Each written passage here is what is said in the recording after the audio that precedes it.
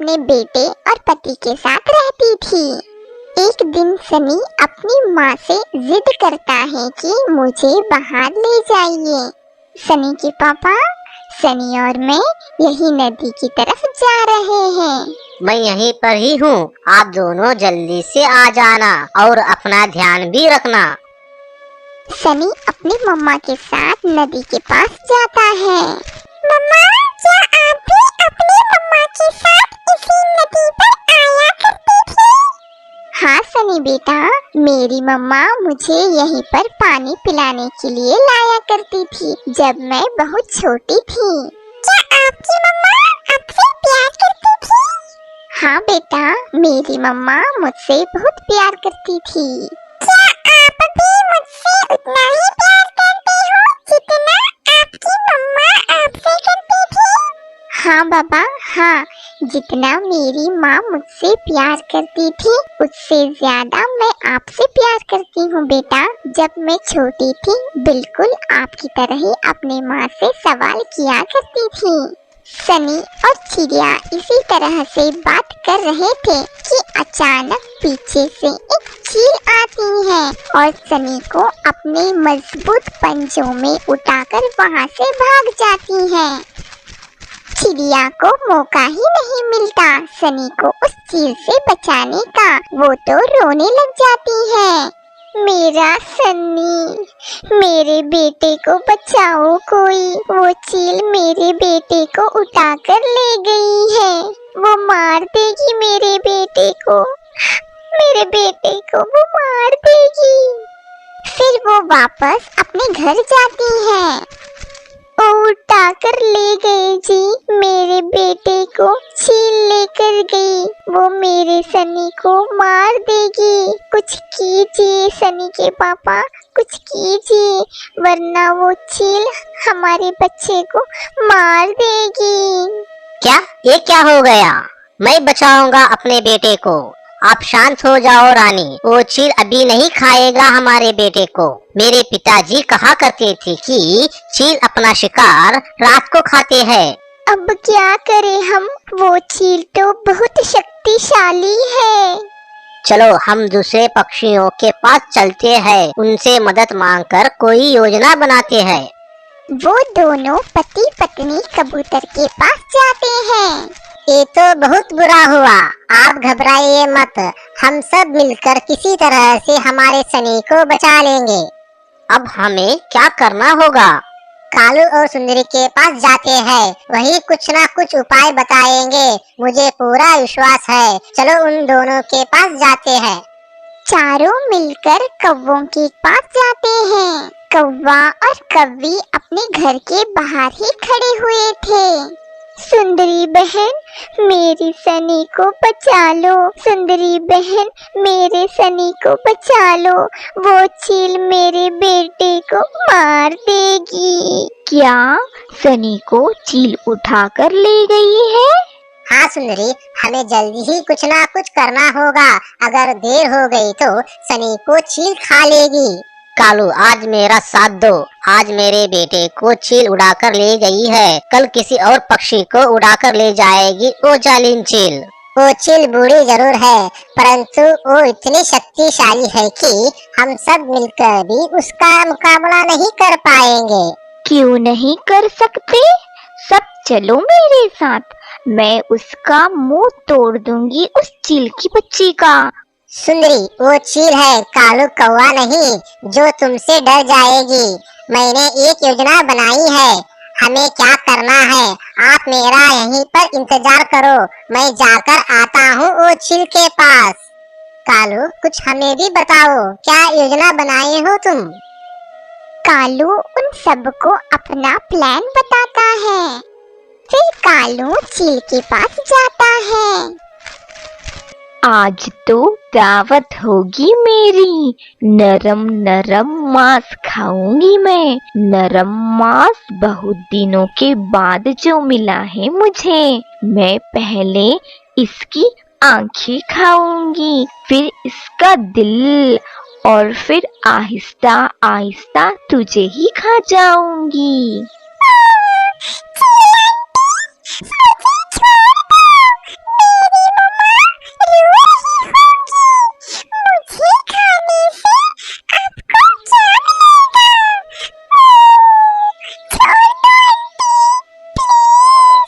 पागल, क्या मिलेगा मुझे तुझे खाकर? तुझे इतना भी नहीं पता, तुझे खाऊंगी ना तो मेरा पेट भरेगा, पेट। कालू भी वहाँ आ जाता है। चील दीदी रुकिए, आप इस छोटे चिड़िया के बच्चे को खाकर अपने मुंह का स्वाद खराब ना करो। मैं अपनी पत्नी को लेकर आता हूँ, आप मेरे पत्नी को खा लो। वो क्यों काले कौवे? अपनी पत्नी को मुझे क्यों खिलाना चाह रहे हो? कोई साजिश रच रहे हो क्या? आज मेरी लड़ाई हुई है उससे, बड़ी जबान चलाती है वो मेरे सामने। इस चिड़िया के बच्चे को खाकर पेट भी नहीं भरेगा आपका। मैं अभी मेरी पत्नी को लेकर आता हूँ। अगर ऐसा है तो तब तक इस चिड़िया के बच्चे को मेरे पास ही रहने दो। तुम जाओ और अपनी पत्नी को ले आओ। फिर कौवा जल्दी से वहाँ से उड़ जाता है। जल्दी चलो सुंदरी, मैंने उसका ध्यान भटका दिया है। तीर ठीक निशाने पर लग गया है। फिर कालू सुंदरी को साथ लेकर चील के पास आता है। वाह वाह, ये तो बहुत मोटी तगड़ी कौवी है। अब तो मुझे और भी ज्यादा मजा आने वाला है इस काली कौवी को खाने में। चलो इस चिड़िया के बच्चे को लेकर जाओ यहाँ से। मैं चील दीदी का डिनर बनना चाहती हूँ। कभी मैं भी तुम्हारे साथ रहना नहीं चाहता हूँ। मुझे नहीं रहना तुम्हारे साथ। तुम्हारे साथ रहने से अच्छा है कि मुझे चील दीदी खा ले। फिर कालू सनी को वहाँ से लेकर चला जाता है। चील बहन, आप मुझे खाना शुरू करें। बताइए, आप पहले मुझे कहाँ से खाना शुरू करेगी? हाँ हाँ, तुम ही बता दो किस हिस्से से तुम्हें खाना शुरू करूं। फिर अपनी योजना के अनुसार कबूतर वहाँ आ जाता है। अरे अरे चील दीदी, आप इस काली कौवी को क्यों खा रहे हो? इसे खाने से आपका रंग काला हो जाएगा। ये जितनी बाहर से काली है उतनी ही अंदर से भी काली है। फिर मैं तुझे खा लेती हूँ मोटे कबूतर। चल भाग यहाँ से। तू मुझे काली कह रहा है मोटे कबूतर। मुझे चील दीदी का डिनर बनने से कोई नहीं रोक सकता। चल भाग यहाँ से। चील दीदी, आप इस काली कौवी के बातों में ना आइए। मेरा एक दोस्त है, वो बहुत ही मोटा है। मैं अभी उसे लेकर आता हूँ। आप खुद देखकर ही फैसला करना, आप इनमें से किसे खाना चाहते हैं। ऐसी ही रात हो जाती है। कबूतर, मुझे बहुत भूख लगी है। तुम जल्दी से जाओ, अपने दोस्त को लेकर आओ। मैं भी तो देखूं कितना मोटा है तुम्हारा दोस्त। फिर कबूतर तुरंत वहाँ से जाता है और अपने दोस्त को अपने साथ चील के घर लाता है। कबूतर के दोस्त को देखकर चील दीदी के मुंह में पानी आ जाता है। ये तो सच में मोटा है और ताजा भी लग रहा है। इसका रंग भी सुंदर है। चलो जाओ यहाँ से, मैं जल्दी से इसको खा लेती हूँ। चील दीदी, आप मुझे अब नहीं खाएगी? नाना काली कौवी, क्या पता अगर मैंने तुझे खा लिया तो मैं काली हो गई तो। ना बाबा ना। कबूतर और सुंदरी कौवी वही दूर एक पेड़ पर छुप जाते हैं। चील दीदी रुकिए, अभी मुझे मत खाना। हाँ, वो क्यों ना खाऊं मैं तुझे? मुझे तो बहुत भूख लगी है। बात यह है चील बहन, एक बार इसी चांद की रात में मेरे नाखून मोटे मोटे हो गए थे। कहीं ऐसा ना हो वो नाखून आप मुझे खाने के बाद आपको ना चुभे, मुझे अच्छा नहीं लगेगा। ठीक है, इतना इंतजार किया है तो थोड़ा और इंतजार कर लूंगी। जब तक चांद चुप नहीं जाता मैं थोड़ा सो लेती हूँ। फिर चील को नींद आ जाती है और वो गहरी नींद में सो जाती है। जैसे ही चील सोती है, दूसरे पक्षी भी वहाँ आ जाते हैं और सब पक्षियाँ मिलकर घोंसले को उठा लेते हैं और उसे गहरी नदी में छोड़ देते हैं। चील पानी में डूबकर मर जाती है। वे सब बहुत खुश थे कि वे सब मिलकर चिड़िया के बच्चे को बचा लिया था। फुरफुरी नगर के जंगल में बारिश का मौसम आने वाला था। जंगल के सारे पक्षियाँ चिंतित थे क्योंकि उनके घर अभी तक नहीं बने थे। जंगल के सारे पक्षियाँ सुबह उठकर लकड़ियाँ ढूंढने जाते थे। मेरे बच्चों, बारिश का मौसम आने ही वाला है। जल्दी से जाकर मजबूत लकड़ियाँ लाती हूँ। अगर मैं देर से चली गई तो सारे जंगल की पक्षियाँ मजबूत लकड़ियों को लेकर अपना घर बनाना शुरू कर देंगी। अरे, इतनी जल्दी सुबह हो गई? चल कालू, सोना तो बहुत हो गया। बारिश का मौसम भी नजदीक आ गया है।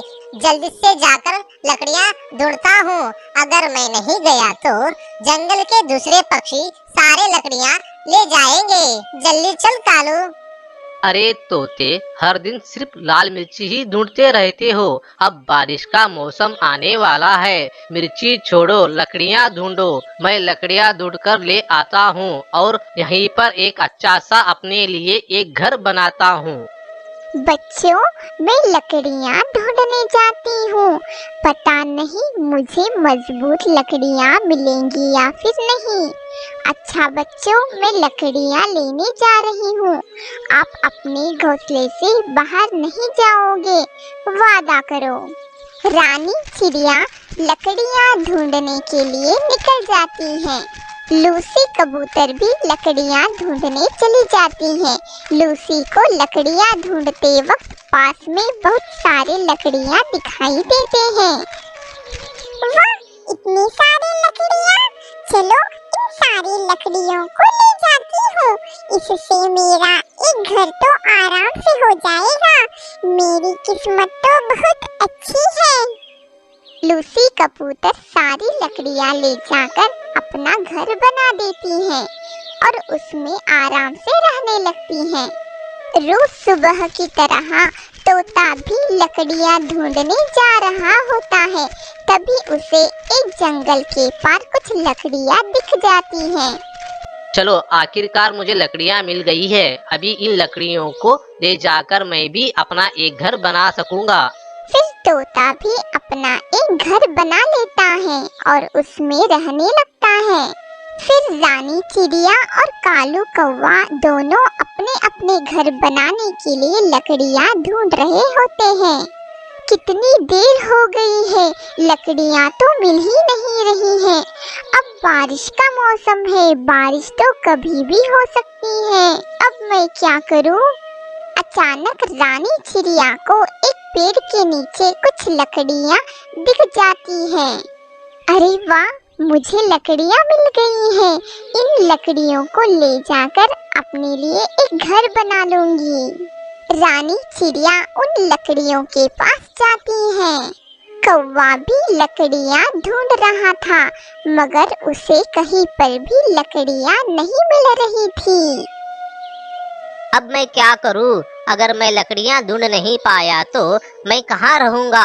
बारिश में भीगकर तो मैं बीमार पड़ जाऊंगा।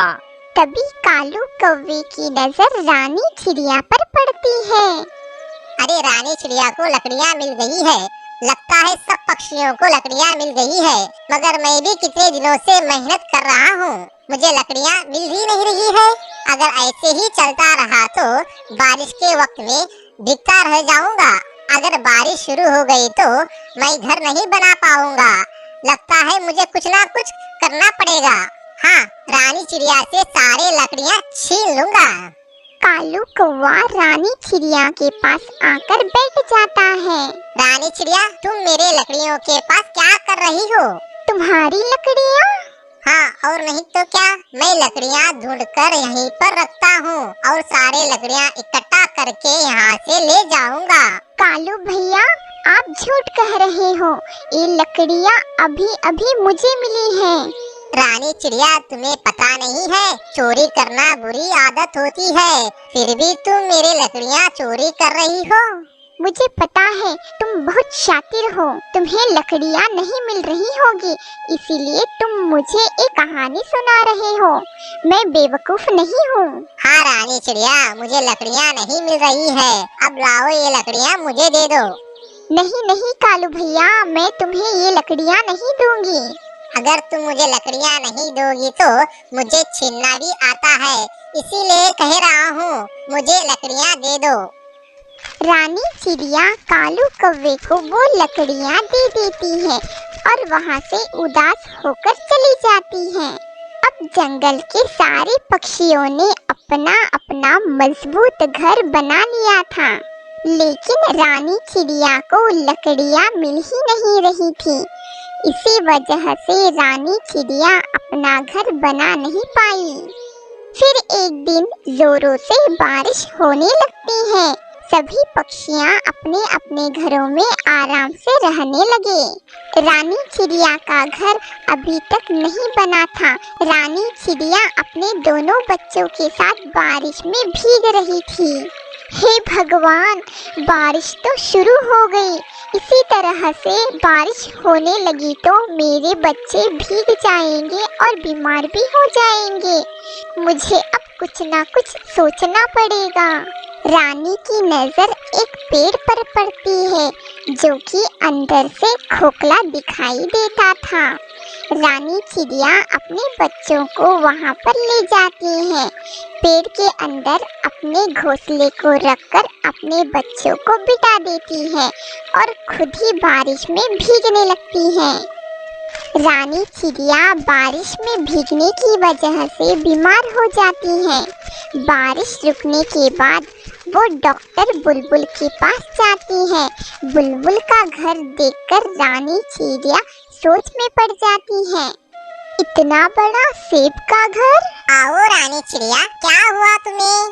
कल बारिश में भीगने की वजह से मेरी तबीयत खराब हो गई है।